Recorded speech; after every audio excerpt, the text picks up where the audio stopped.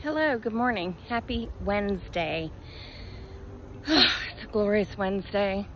72 degrees, low humidity. It was only 65 this morning here. It was actually a little chilly. I mean, I know 65 is not chilly, but when it's been 95, 65 feels a little chilly. However, where my sister lives, 55 was the temperature at the same time this morning.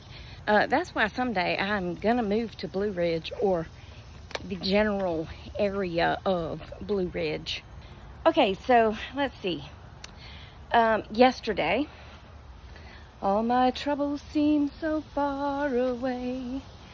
We had a guy call, and I'm gonna call him Frank, okay? Because frankly, Frank, oh, Lord, Frank. So Frank owns a business in another state. And Frank orders from the same distributors that we order from. Come on this way. Well, you know, most men, not all, most, aren't phone people. My dad's a phone person. He loves to talk on the phone. But most men are like, this is Frank. I work for blah blah in Arkansas. I don't know, I'm just making up a state. And the distributor, who he called idiots about 82 times, put your packing slip with my shipping address. There's the chicken. Come on, let's go see the chicken. And yeah, so I have your package for work, not my personal package. Well, his message was minutes long, okay? It wasn't, oh, I was saying most men would say, this is Frank in Arkansas. I work for this company. We have your package. No. Frank left a very, very, very long message. And I said, do you want to go see the chicken? I mean, the rooster, come on. I said, well, Lisa, can we ask him for a picture of the package? Because I need to know what job it's for. And, you know, I need more details. Send me some deets, Frank. Well, Frank, Lisa said, I can't call him because I won't get off the phone with him. So I'm going to text him. I said, okay, just text him. So on a cell phone, when you leave a voicemail, it will give you a written thing. I can't see him. I see the chickens, but I don't see the rooster. It's kind of hard peeking through somebody's fence, but anyway, see, I just have a little peek hole. I can't see the rooster. I just see a bunch of chickens. That's what they look like. Anyway. Anyway, she sent Frank the text message and said, can you send us some pictures of the package so we know the order number and the job it's for and such as that? Well, Frank, I bet you Frank sent at least, I mean, I would go as far to say as 40 text messages. Frank's a talker. And Frank was not happy with the distributor. Frank is one of those one-line texters. So he would type out a line, and a sentence, as it were, and he would hit send. And then he would type out a sentence, and he would hit send. And then he would type out a sentence and hit send. And I was like, Frank, honey, Frank. I know you think of things after you hit send, but not 37 times, okay? Just type out your sentence and maybe sit and think about it for a minute before you type out another sentence, before you hit send. You know what I'm saying?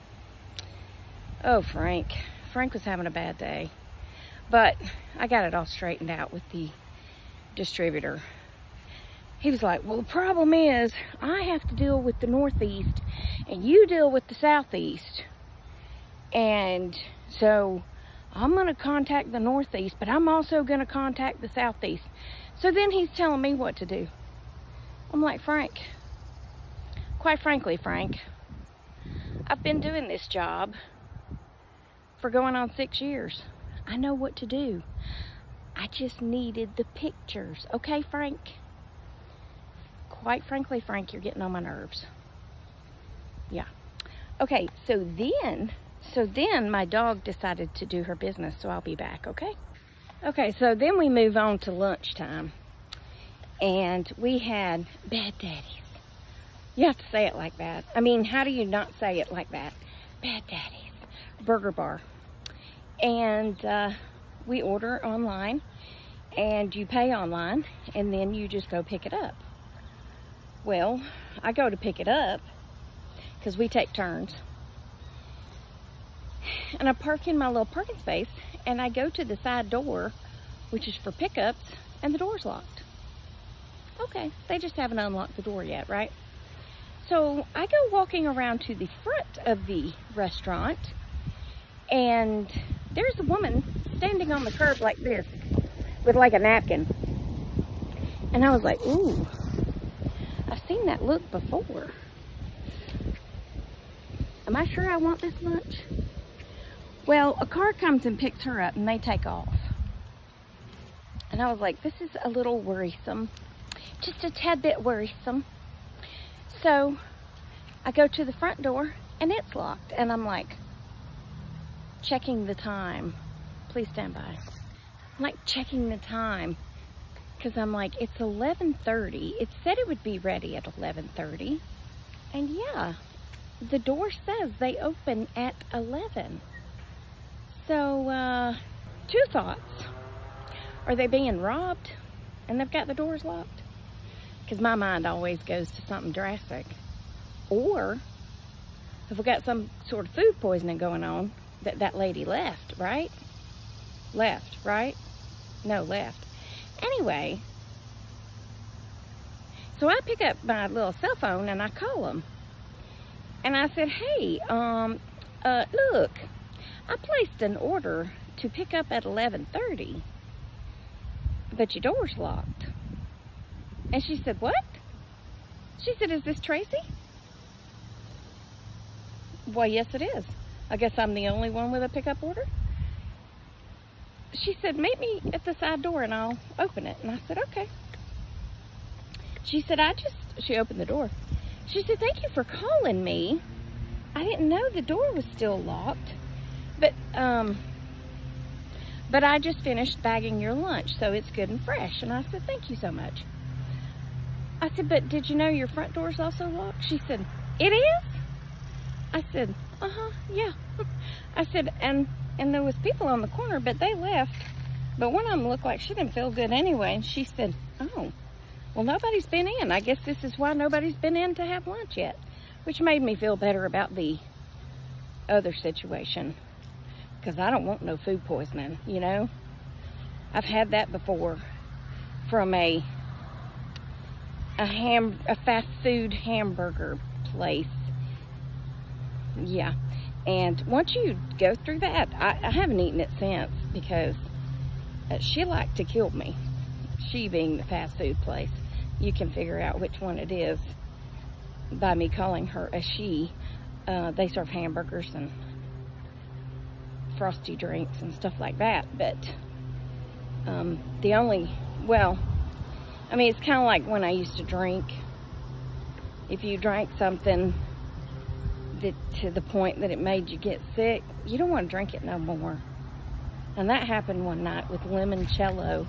But to be fair, we started out drinking beer bombs, which don't even ask me what that is because I don't really know. I was just drinking it. It was my house, And it was a friend and then 2 more friends that are a couple. They're married now. And yeah, we all drank to oblivion. And my one friend, she's 5'8". And I only mention that because we passed out on my love seat. Love seat? Yes, love seat. And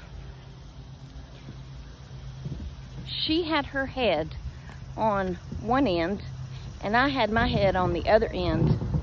So I like to tell everybody that we spooned, but mostly it was because my knees were tucked behind her knees and her feet were in my chest, kind of backwards spooning.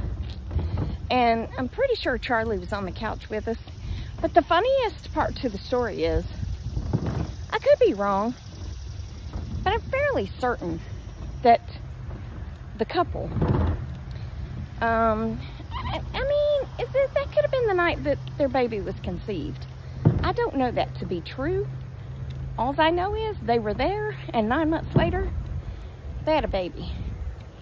And I thought, you know, you could have named it after me. Or you could have named it after the street I live on. Lived on. I don't live there anymore. Haven. That'd have been a cute name. That was my hairdresser's name. Haven. But yeah, they didn't pick either one of those names. And I could be wrong. But a lot of people do name their babies after where they were conceived. I think it's gonna rain.